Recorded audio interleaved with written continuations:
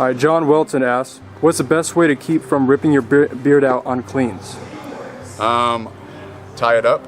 I've worn a beard net before in a strongman competition, like flipping burgers, beard net. But luckily, my beard is not like stiff and wiry. It's light and fluffy.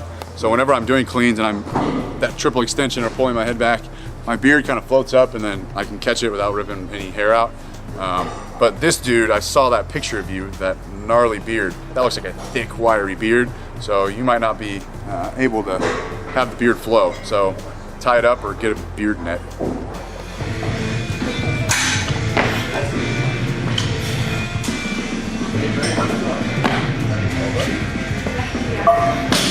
Alright, so here's one from Cam's Hash. When did you first start lifting, and how much were you lifting in the very beginning? First started lifting when I was 13 years old, maybe 12. It was in middle school. How much was I squatting? I don't remember what I did the very first time I squatted. I think it was a barbell. But I remember a huge milestone for me was before my freshman year, I did 95-pound squat for 20 reps. So I was really big into 20 rep squats when I was young, so that was a huge milestone. I remember my high school numbers. When I was 17 years old, my junior year of high school, I squatted 385, I front squatted 315, I bench pressed 235, and I cleaned 265 pounds, which was a school record for anyone weighing under 200 pounds. So those were my numbers. Master Manolo, are you gonna cut your hair and your sexy beard? Not anytime soon.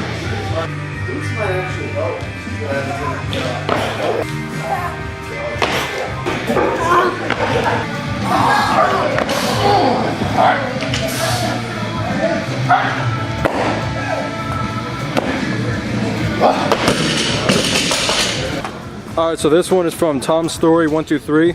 He wants to know how he could stop hip shifting during his squat. It's probably most likely caused by a tight hip. You're going down in the squat, one hip wants to come out, one hip doesn't, and you'll kind of twist around, you'll push more off one leg. Honestly, just sit in a butterfly position. Sit in a butterfly position and notice if one leg falls lower than the other hip's probably tight. So work to stretch that hip out. Do a lot of foam rolling in the hip area. But honestly, I see it a lot, and a lot of lifters, myself included, and it's not a huge deal. Everyone wants to be perfect, but nobody is. My hip, I shift to one side when I squat too.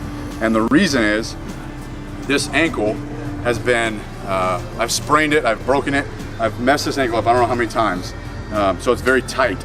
So when I squat down, it doesn't want to bend, and it pushes me over to one side.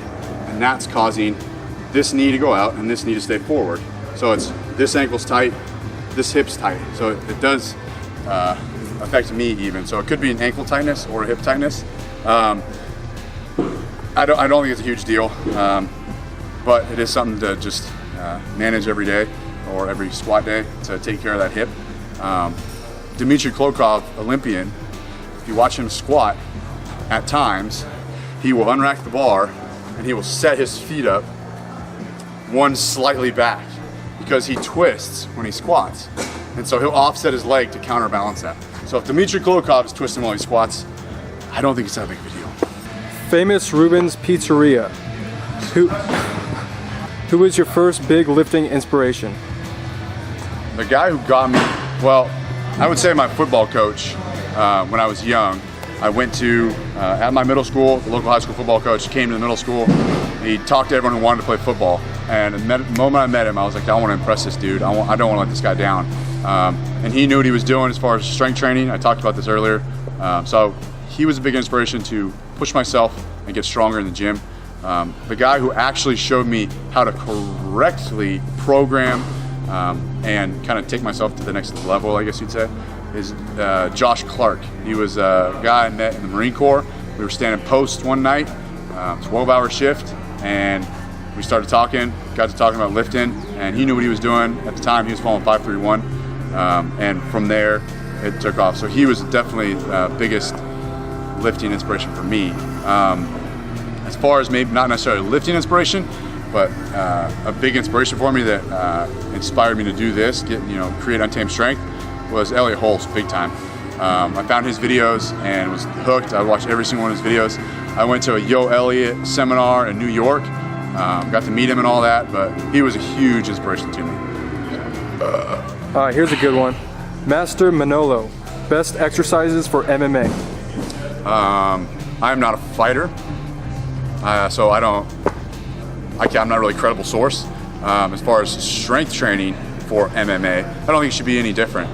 You need to squat, you need to deadlift, you need to press, and you need to, pull-ups and bodyweight stuff and all that. But if you want to get stronger, basic barbell exercises is the way to go.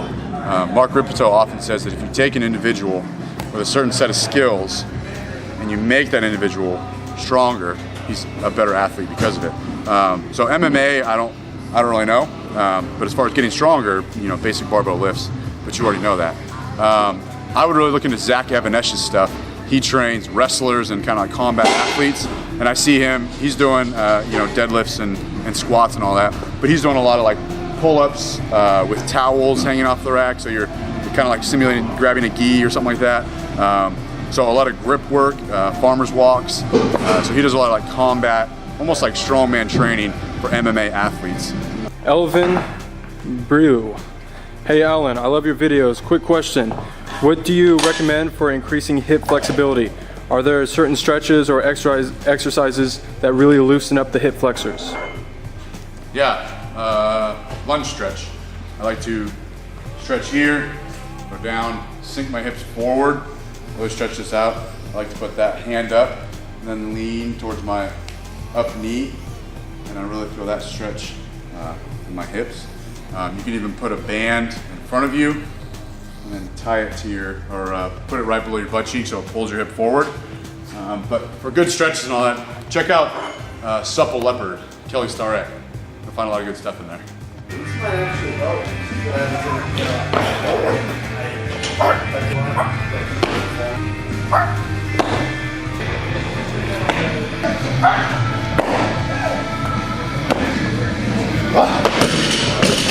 P0789.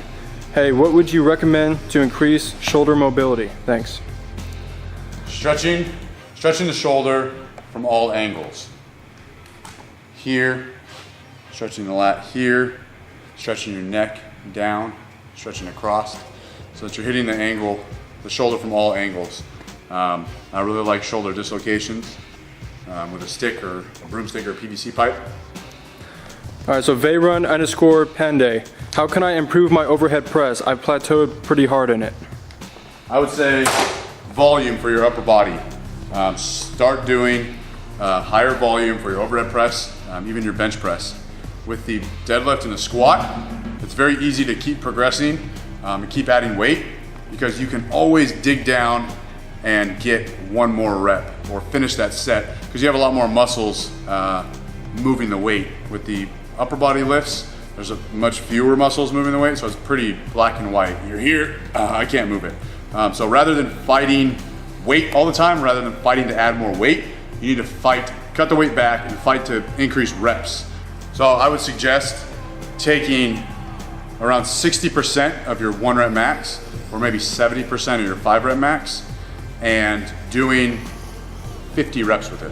Do as many reps as you can, rack it, take a break, pick up from where you left off, do as many reps as you can until you get to 50 reps with about 60% of your 1 rep max, and that's a good place to start for adding volume into your training routine. Beer Main. Makeshift strongman style equipment ideas. Oh man, you've come to the right place. Check it out. This isn't really making stuff, but you can, if you're creative enough and you're willing to work a little bit, you can find your own strongman stuff. Come on over here. So, tires, 375, 400, 440, 570, 640, a little over 800. These tires cost me $0. They actually, the only money they cost me was gas money, because if you find a used tire lot, they are looking to give these away for free, because they have to pay someone to come pick this up to recycle them. These are unserviceable tires, so they're if you come and say you'll pick it up for free, they'll usually give it to you. So try to find a used tire warehouse or lot and ask if they have any unserviceable tractor tires. So I picked these all up for free. Coming over here, all these kegs, I got them off Craigslist for not a whole lot of money. And then if you know a welder, he can cut them open, add sand into it, different weights, or you can just take the top off with a key and go from there. Farmer's handles aren't very hard to make. These are balls of cement. You cannot buy these, you have to make them. So they're Atlas stones and they're not very hard to make. So you can really get creative with what you want to do for strongman stuff.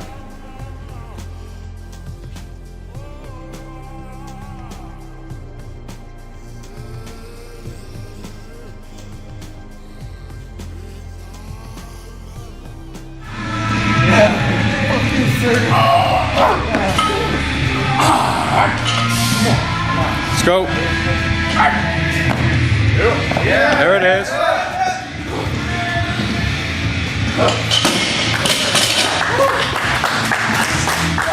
Wafflecopter says, what is the best habit that you have learned from doing the Olympic lifts? I would say shut the hell up and just lift. It is really, really hard to clean and snatch and throw yourself under a heavy barbell every single day. I think it's harder mentally and physically than any strongman training routine I've done, any powerlifting routine that I've done.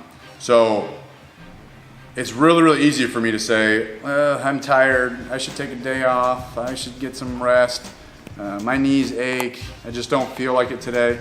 But don't listen to those voices, just shut the hell up and lift. K-Scrim1. I'm a long torso lady and I have a hard time not using my lower back instead of engaging my hamstrings for most bent over lifts. Any tips to break this habit? All right, so let me show you something. I talked about this in my Romanian deadlift video, or stop deadlifting until you know how to do this.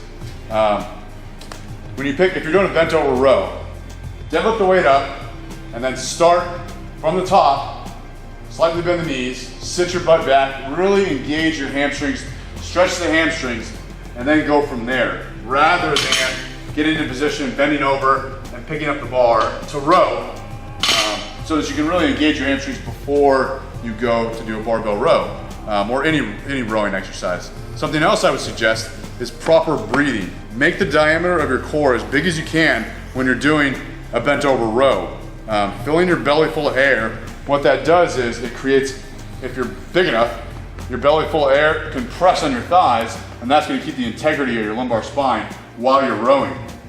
If you watch here, I fill my stomach up, I compress against my thighs. As I deflate it, my back takes a lot of the work. So correct breathing habits, big belly full of air, start the bent over row from the top, work your way down slowly to really stretch and engage the hamstrings, and pull from there, and hopefully that helps you.